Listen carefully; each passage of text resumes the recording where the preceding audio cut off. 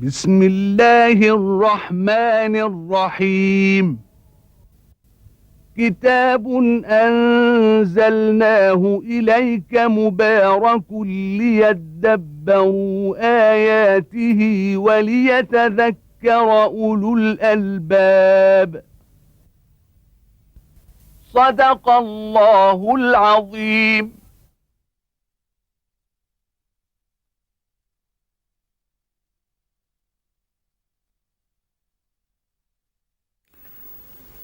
الحمد لله رب العالمين، وأصلي وأسلم على عبد الله ورسوله الأمين سيدنا ونبينا محمد وعلى آله وأصحابه ومن اهتدى بهداه وعمل بسنته إلى يوم الدين. وبعد، فيقول الله تبارك وتعالى: بسم الله الرحمن الرحيم. ألف لام را، تلك آيات الكتاب وقرآن مبين، ربما يود الذين كفروا لو كانوا مسلمين، ذرهم يأكلوا ويتمتعوا ويلههم الأمل فسوف يعلمون. وما أهلكنا من قرية إلا ولها كتاب معلوم، ما تسبق من أمة أجلها وما يستأخرون. وقالوا يا أيها الذي نزل عليه الذكر إنك لمجنون، لو ما تأتينا بالملائكة إن كنت من الصادقين، ما ننزل الملائكة إلا بالحق وما كانوا إذا منظرين، إنا نحن نزلنا الذكر وإنا له لحافظون. هذه الآيات من سورة الحجر، وهي سورة مكية. بدأ الله تبارك وتعالى بهذه الحروف الثلاثة المقطعة: ألف لام را. ثم أشار سبحانه وتعالى إلى القرآن الكريم فقال جل وعلا: تلك آيات الكتاب، إشارة بالبعيد تعظيما لهذه الآيات المنزلة منه سبحانه وتعالى، آيات الكتاب. سمى الله تبارك وتعالى هذا القرآن المنزل من عنده كتابا، فقد كتب في السماء ونزل إلى النبي محمد صلوات الله والسلام عليه، وكتب في الأرض، وأصبح كتابا أعظم كتاب يحوي كلام الله تبارك وتعالى، كلام الله ورسالته إلى العالمين. تبارك الذي نزل الفرقان على عبده ليكون للعالمين نذيرا. وقرآن مبين، القرآن هو هذا، سمي بالقرآن من القراءة، فإنه أعظم كتاب يقرأ في السماء ويقرأ في الأرض، وقرئ على لسان النبي الخاتم محمد صلوات الله والسلام عليه، يقرأ في الصلاة وخارج الصلاة. لم يقرأ كتاب مثل هذا القرآن. تلك آيات الكتاب وقرآن مبين، يبين الحق تماما، لا يترك في الحق لبسا، بل يوضح الحق أكمل توضيح. ومن توضيحه للحق أن يبين الله تعالى أن يبين الباطل كذلك. وكذلك نفصل الآيات ولتستبين سبيل المجرمين، فهو يفصل الحق والباطل، ويبين هذا وهذا، ويفرق بين هذا وهذا، ويبين مراد الرب تبارك وتعالى وشرعته على أكمل البيان. وهو كذلك بين، قرآن مبين، بين أنه من الله تبارك وتعالى. وهذه إشارة بالقرآن الكريم، وذلك لتوجيه العباد إلى قيمة هذا القرآن، أنه كتاب قيم، وأنه كتاب عظيم، وأنه قرآن مبين، وذلك ليقدر الناس قدر هذه الرسالة المنزلة إليهم من الله تبارك وتعالى. ثم قال جل وعلا: ربما يود الذين كفروا لو كانوا مسلمين. ربما قد يأتي للتقليل وقد يأتي للتأكيد، هنا للتأكيد. يود الذين كفروا، يود يتمنى ويشتهي الذين كفروا لو كانوا مسلمين. قيل هذا في الدنيا، أنه قد يحصل لبعض الكفار هذا الشيء عندما يطلعوا في حقيقة الإسلام، يتمنى أن يكونوا مسلمين. وقد كان كفار العرب على هذا النحو، بعضهم في بعض أحوالهم يتمنوا لو أنهم خلصوا واتبعوا هذا القرآن، كما قالوا: لولا نزل هذا القرآن على رجل من القريتين عظيم. كان الحائل بينهم وبين اتباع القرآن الذي يرونه أنه كتاب عظيم في نظرهم، وأنه يدعو إلى يعني الخير، لكنهم يروا أن يعني الرسول ليس أهلا لأن ينزل عليه هذا القرآن. وقد وقع لبعض الكفار نوع من التمني أن يكون مسلما مع معرفته بأن هذا حق، ولكنه غره ما كان فيه من الدنيا، كما وقع لهرقل عظيم الروم. فإنه قد قال لأبي سفيان، وكان هذا الخطاب في وقت بعد صلح الحديبية، وأبو سفيان كافر في ذلك الوقت، أجلسه أمامه وسأله عن النبي لما أتاه رسالة النبي صلى الله عليه وسلم ويدعوه من محمد بن عبد الله إلى هرقل عظيم الروم، سلام على من اتبع الهدى، أما بعد فأسلم تسلم يؤتيك الله أجرك مرتين، وإن لم تسلم فإنما عليك إثم الأريسيين، وقل يا أهل الكتاب تعالوا إلى كلمة سواء بيننا وبينكم ألا نعبد إلا الله ولا نشرك به شيئا ولا يتخذ بعضنا بعضا أربابا من دون الله، فإن تولوا فقولوا اشهدوا بأننا مسلمون.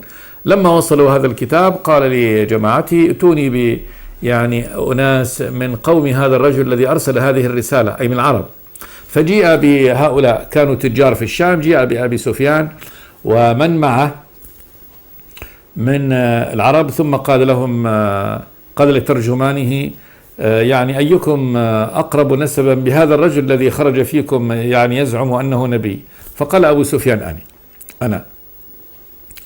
فأجلسه أمامه، ثم أجلس أصحابه خلفه، وقال لأصحابه عن طريق الترجمان: أنا سائل هذا الرجل يعني عن هذا الذي يعني أرسل الرسالة، فإن صدقني فصدقوا، إن كذبني فكذبوا.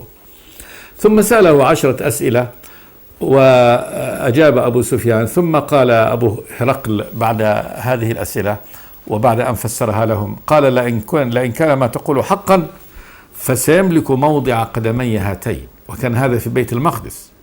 ثم قال كلمته التي هي الشاهد الآن هنا، أنه قال: ولوددت أني أخلص إليه. يقول: وددت، أتمنى أن أخلص إلى هذا الرجل، يعني يترك ملكه وما هو فيه من العزة ويأتي إلى النبي محمد. قال: ولو كنت عنده، يعني الآن، لغسلت عن قدمي. قال: ولو كنت عند محمد لغسلت قدمي، وذلك تعظيما لشأنه، وذلك لإيمان هرقل أو قوله أن هذا رسول الله.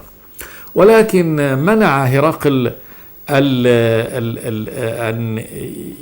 يعلن إسلامه وأن يأتي الظن بملكه، وبقي في هذا الملك وبقي كافرا إلى أن هلك كافرا بعد ذلك. فهذا جاءته ساعة وهو كافر تمنى أن يكون من أهل الإسلام. وهكذا قد يكون هناك من الكفار من إذا ظهر لهم الحق يتمنى أن يكون من أهل الإسلام، ولكن قد يصرفه ما يصرفه من الشواغل ومن الركون إلى هذه الدنيا. هذا المعنى الأول مما قاله أهل العلم في قول الله تبارك وتعالى: ربما يود الذين كفروا لو كانوا مسلمين، أي في الدنيا. والقول الثاني: ربما يود الذين كفروا لو كانوا مسلمين، أي في الآخرة، عندما يعاينوا العذاب فإنهم يتمنون أنهم قد كانوا مسلمين في الدنيا، وأنهم أسلموا وآمنوا واتبعوا الرسول ليخلصوا مما وقعوا فيه من الهلاك والدمار. ربما يود الذين كفروا لو كانوا مسلمين. قال جل وعلا: ذرهم يأكلوا ويتمتعوا ويلههم الأمل فسوف يعلمون. ذرهم، اتركهم، هؤلاء الذين عرفوا الحق وتركوه، يأكلوا ويتمتعوا ويلههم الأمل، يعني هذا الذي قد أصبح هو مقدار علمهم ومنتهى أملهم وشاغلهم هو الاستمتاع بهذه الحياة، الأكل فيها والتمتع بها، والأمل يلهيهم. الأمل هو ما يؤمله الإنسان، ما يتمنى أن يتحقق وليس متحقق الآن، ولكنه يتمنى أن يوجد يعني في الزمن المستقبل، وانتظاره لما يتحقق يأخذه، وتمشي الأيام وتمشي الشهور وهو يركض خلف أمله الذي يؤمله، يلهيه عن هذا الأمر العظيم، عن الإسلام، عن الإيمان بالله تبارك وتعالى واتباع الرسول والحق، ويلهيهم الأمل عن الحق. قال جل وعلا فسوف يعلمون. تهديد منه سبحانه وتعالى، فسوف يعلمون، يعني عاقبة هذا الذي صنعوه، عاقبة تركهم للإيمان بالله تبارك وتعالى ورسله، وانشغالهم وركونهم إلى هذه الدنيا، وتعللهم بالآمال التي يركضون خلفها كما يركض الراكض خلف السراب. ثم قال جل وعلا وما أهلكنا من قرية إلا ولها كتاب معلوم. ما أهلكنا من قرية، ما أهلك الله تبارك وتعالى من قرية، مدينة عظيمة، أمة يعيش فيها أمة، إلا ولها كتاب معلوم، يعني أن الله تبارك وتعالى قد أهلكها في الوقت المحدد تمام الذي كتب فيه نهاية أجلها، معلوم عند الله تبارك وتعالى، قد كتبه الله وحسبه قبل أن يأتي الهلاك. فلم يكن هذا الأمر اعتباطا ولا اتفاقا ولا في وقت ما، بل كل أمة أهلكها الله تبارك وتعالى في وقتها، وقت إهلاكها الذي حدده لها سلف. ما تسبق من أمة أجلها وما يستأخرون، ما تسبق من أمة أجلها فيهلكها الله تبارك وتعالى قبل هذا الأجل، وما يستأخرون ما يؤخرون إلى ما وراء هذا الأجل، بل يأتيهم الهلاك في الوقت الذي قدره الله تبارك وتعالى تماما دون تأخير لهذا الأمر أو تقديم له. ثم قال جل وعلا وقالوا يا أيها الذي نزل عليه الذكر إنك لمجنون. هذه مقالة الكفار للنبي صلى الله عليه وسلم، مقالة استهزاء به واحتقار لشأنه واستصغار له. قالوا يا أيها الذي نزل عليه الذكر، ما قالوا يا محمد ولا يا رسول الله، لا، يا أيها الذي نزل عليه الذكر في زعمك أنه ذكر وأنه من الله، إنك لمجنون. وصفوه ونسبوه صلى الله عليه وسلم إلى الجنون، فإنهم ما عقلوا أن يكون الله تبارك وتعالى قد اختار عبده ورسوله محمدا صلى الله عليه وسلم وشرفه هذا التشريف بأن أنزل عليه رسالة من السماء خصه بها من دون العالمين، وأمره أن يأخذ رسالته ليخرج بها إلى الناس ليبلغ الناس جميعا. فقالوا هذا جنون، يعني كيف يعني يمن الله تبارك وتعالى ويعطي الله تبارك وتعالى عبد هذه الرسالة على هذا النحو، وإنه مجنون. فيما أيضا بالنسبة للأخبار العظيمة التي أخبر بها أنه ستكون له أمة عظيمة، وأن دينه سينتشر في الآفاق، وأن الأمم ستدخل في هذا الدين، وأن العاقبة ستكون له، وأن الله سيهلك الكافرين. يرى أن هذا أمر يعني لا يصدر إلا من مجنون لا يعي ولا يدرك يعني واقع الأمر.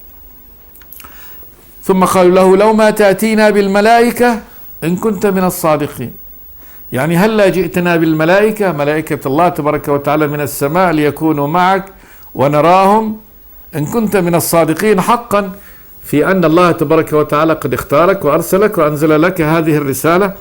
لو ما تأتينا بالملائكة إن كنت من الصادقين.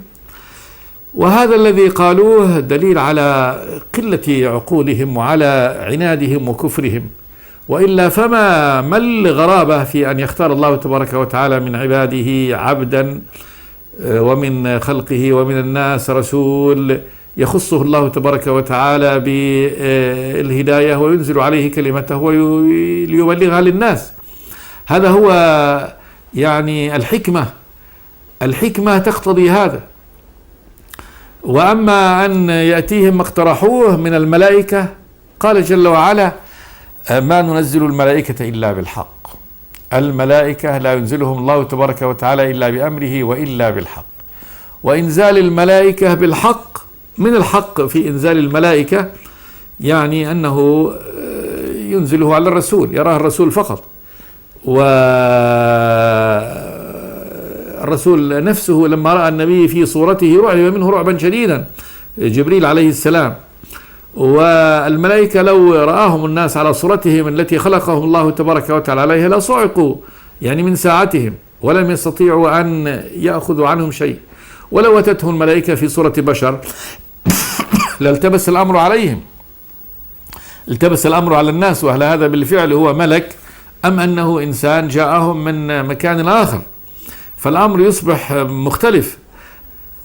قال جل وعلا: ما ننزل الملائكة إلا بالحق وما كانوا إذا منظرين. لم يكونوا على هذا الحال منظرين، يعني ممهلين إلى وقت محدد حدده الله تبارك وتعالى لبقاء في هذه الدنيا، لأنهم لو رأوا الملائكة لصعقوا. لو رأى الملائكة على صورتهم التي خلقهم الله تبارك وتعالى عليها لكان في هذا نهايتهم، صاقوا. ولو جاءت الملائكة في صورة أخرى غير صورهم، جاءوا في صورة بشر، لأنكروهم كذلك ولا التبس الأمر عليهم. ما ننزل الملائكة إلا بالحق وما كانوا إذا منظرين. ثم قال جل وعلا: إنا نحن نزلنا الذكر وإنا له لحافظون.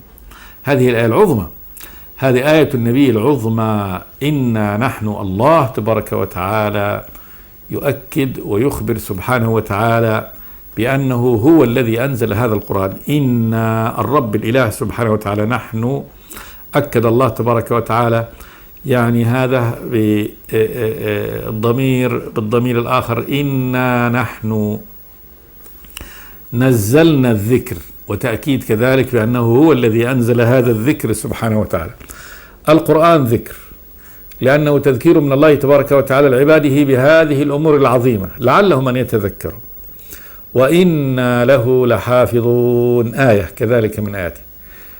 وإن الله تبارك وتعالى الرب له لهذا الذكر لحافظون، حفظ من الزيادة فيه والنقص فيه عند نزوله، وحفظ ببقائه في الأرض إلى المدة التي أراد الله تبارك وتعالى أن تبقى، وهي نهاية هذه الدنيا، حيث يعود بعد ذلك هذا الذكر الله ويمحوه الله تبارك وتعالى من الأرض.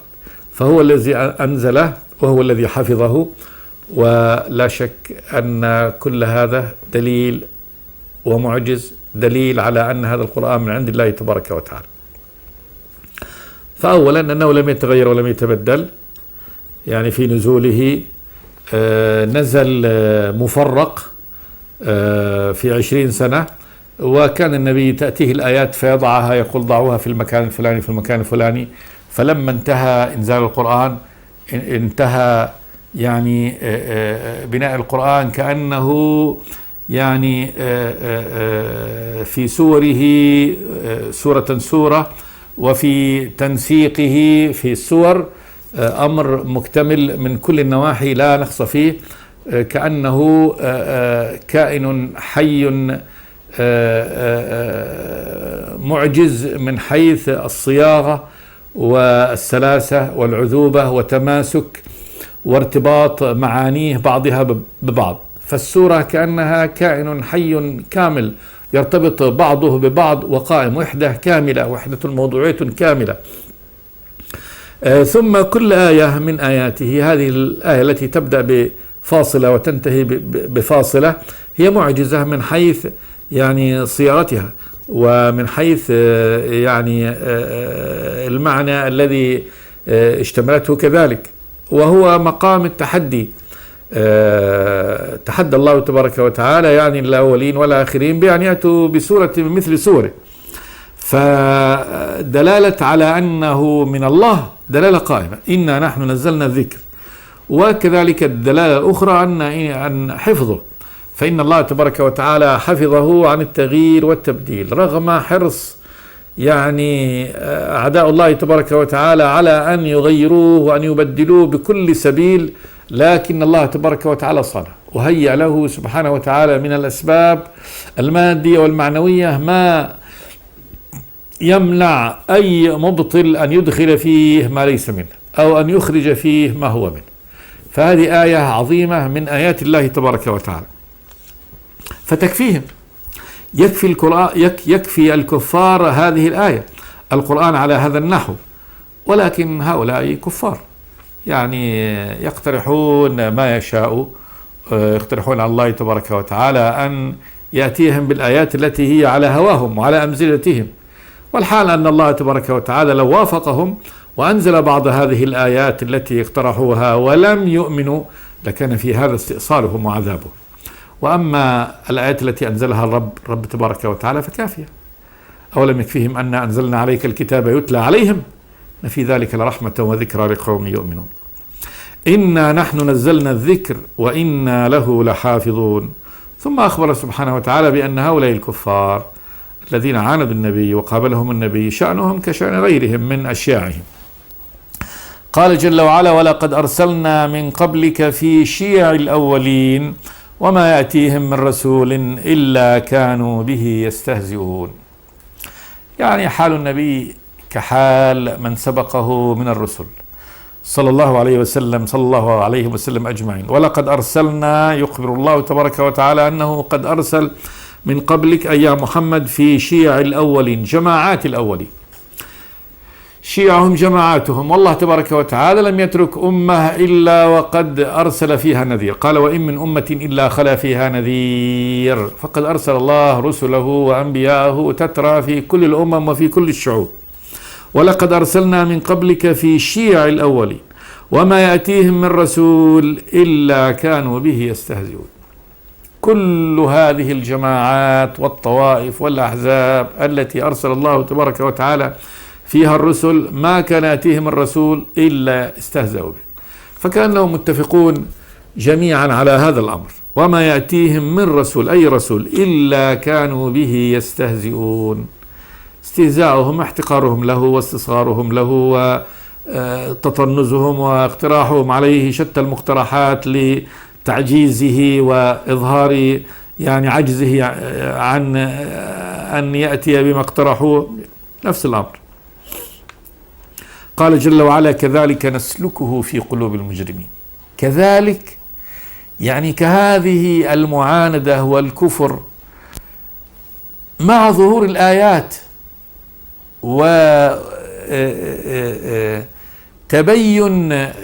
أن هذا الرسول هو رسول الله حقا وصدقا، ولكن الكافر يعانده هذه المعاندة. الله يخبر بأنه كهذا إدخال الكفر والعناد إلى قلوب هؤلاء المجرمين، هكذا أدخل الله تبارك وتعالى العناد والكفر إلى قلوبهم. كذلك نسلكه، ندخله، سلك الأمر إدخاله ديت. كذلك نسلكه أي الكفر والعناد في قلوب المجرمين. يسلكه الله تبارك وتعالى في قلوب المجرمين، يدخل هذا الريب والشك والكفر والعناد والمكابرة عقوبة منه سبحانه وتعالى لهم، لأنهم لما عرفوا الحق عرفوا أن هذا رسولهم وأبغضوه وكرهوه. عند ذلك أعمى الله تبارك وتعالى أبصارهم وأدخل الكفر والعناد إلى قلوبهم. كذلك نسلكه في قلوب المجرمين لا يؤمنون به. لا يؤمنون به، هذا أصبحت نعمة. جعل الله تبارك وتعالى كفرهم به شيء لازم له، لا يؤمنون به. ثم قال جل وعلا: وقد خلت سنة الأولين. وقد خلت، مضت سنة الأولين، السنة الطريقة والعادة التي كانت فيها. انظروا كيف أن الأولين تبدت لهم، ظهرت لهم الآيات عيانا بيانا، الآية والآية يرونها، ومع ذلك يبقوا على الكفر والعناد إلى أن يستأصلهم الله تبارك وتعالى. كذلك نسلكه في قلوب المجرمين لا يؤمنون به وقد خلت سنة الأولين. ثم قال جل وعلا: ولو فتحنا عليهم بابا من السماء فظلوا فيه يعرجون لقالوا إنما سكرت أبصارنا بل نحن قوم مسحورون. يخبر سبحانه وتعالى أن هؤلاء المعاندين المكذبين لرسوله صلوات الله وسلامه عليه أنه لو فتح لهم بابا من السماء فظلوا يعرجون فيه ويطلعهم الله تبارك وتعالى على آياته العظيمة وأمور كبيرة من مكنون غيبه سبحانه وتعالى، ويخرم الله تبارك وتعالى لهم العادة الجارية على هذا النحو. فإن الصعود في السماء على هذا النحو خلاف العادة، وأمر يعني خلاف ما هو من سنن يعني خلق الإنسان في هذه الأرض. فلو أن الله تبارك وتعالى خرق لهم العادة على هذا النحو وفتح لهم باب يعني من السماء فظلوا يعرجون إليه ويشاهدوا آيات الله تبارك وتعالى يعني المنظورة، فظلوا فيه ظل تأتي الاستمرار الفعل في وقت النهار، فيه يعرجون فيعرجون ووقت ضوء ويرون من هذه الآيات، والعروج هو الصعود، لقالوا إنما سكرت أبصارنا. يعني فإنهم عند ذلك لن يقولوا سبحان الله، لا إله إلا الله، هذا خلق الله، هذه آياته، يرجع إلى الإيمان بالله، يستجيب للرسول، لا، وإنما ستكون مقالتهم إنما سكرت أبصارنا بل نحن قوم مسحورون. لقالوا من الكفر والعناد يتهموا أنفسهم فيقولوا إنما سكرت أبصارنا، والتسكير القفل، يعني يقول أبصارنا قفلت، نحن نرى غير الذي نراه ليس هو حقيقة، وإنما أبصارنا قد سكرت فأصبحت ترى الأمر على غير محله، أو أنها قفلت فلا نرى يعني حقيقة الشيء، وإنما هذا الذي يحصل لنا إنما يحصل لنا لأننا قد سحرنا بل نحن قوم مسحورون. والمسحور قد يرى الأمر على خلاف حاله ويتصور الأمور على خلاف حقائقها. فيخبر الله سبحانه وتعالى أن هؤلاء الكفار قد بلغوا من العناد والمكابرة بأن الله تبارك وتعالى لو أطلعهم على آياته على هذا النحو ولو يعني صنع لهم هذا الأمر لا اتهموا أنفسهم وقال فمع رؤيتهم للآيات عيانا على هذا النحو إلا أنهم سيتهمون أنفسهم ويقولون إنما سكرت أبصارنا بل نحن قوم مسحورون. ثم وجههم الله تبارك وتعالى إلى آياته المنظورة في الكون، وأن هذه الآية هي قائمة، فهذه ممكن أن يعني لأي صاحب عقل أن يستدل بها على وحدانية الرب سبحانه وتعالى. قال جل وعلا ولقد جعلنا في السماء بروجا وزيناها للناظرين. ولقد تأكيد منه سبحانه وتعالى، جعلنا خلقنا في السماء وهو ما علينا بروجا، هذه النجوم وهذه الشموس والأقمار. البرج هو البناء العالي العظيم. قال جل وعلا بروجا يعني أبنية عظيمة قائمة في هذه السماء. وزيناها للناظرين، زيناها زينة السماء نهارا وليلا. زين الله تبارك وتعالى سماء النهار بهذه الشمس الساطعة العظيمة، وزين الله تبارك وتعالى سماء الليل بهذا القمر المنير وهذه النجوم المتلألئة، والتي يتغير منظرها كل يعني وقت، في كل وقت تتغير قبة السماء وتظهر بمنظر آخر غير المنظر الأول من اختفاء نجوم وظهور أخرى في مجموعات متناسقة وسلاسل عظيمة بمنظر بهي بديع. فزينها الله تبارك وتعالى للناظرين لينظروا بها في كل وقت، فليست هي يعني صورة واحدة مطبوعة، وإنما صورة متجددة متجددة متجددة على الدوام. وزيناها للناظرين وحفظناها من كل شيطان رجيم. يخبر سبحانه وتعالى أنه قد حفظ السماء من كل شيطان رجيم، الشيطان المتمرد العاتي، والعرب تسمي كل متمرد من أي جنس شيطان، فتسمي المتمرد من الإنس شيطان، والمتمرد من الجن شيطان، والمتمرد حتى من الحيوان شيطان، كما في الحديث الكلب الأسود شيطان يعني متمرد. وقال عمر لما ركب على برذون فهملج به قال إنما أركبتموني على شيطان. وقال تبارك وتعالى شياطين الإنس والجن يوحي بعضهم إلى بعض زخرف القول غرورا، متمردين. والمتمرد من الجن الكافر بالله تبارك وتعالى شيطان، سمي بذلك لأنه بعيد من شطن، بعيد في الضلال.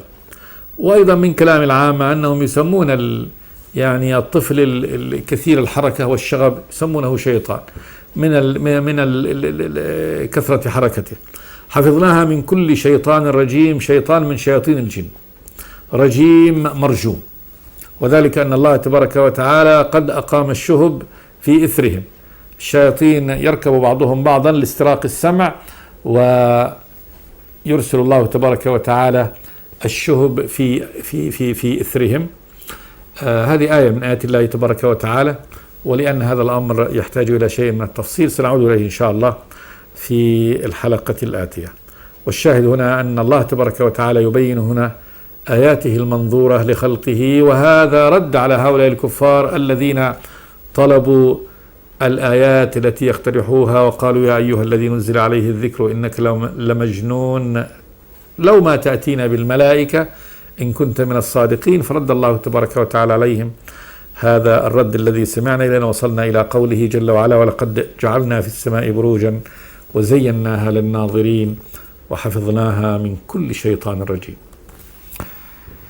نكتفي بهذا إن شاء الله ونعود إن شاء الله الحلقة الآتية. أستغفر الله لي ولكم من كل ذنب، وصلى الله وسلم على عبده ورسوله محمد.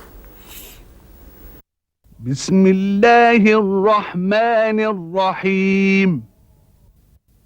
كتاب أنزلناه إليك مبارك ليدبروا آياته وليتذكر أولو الألباب. صدق الله العظيم.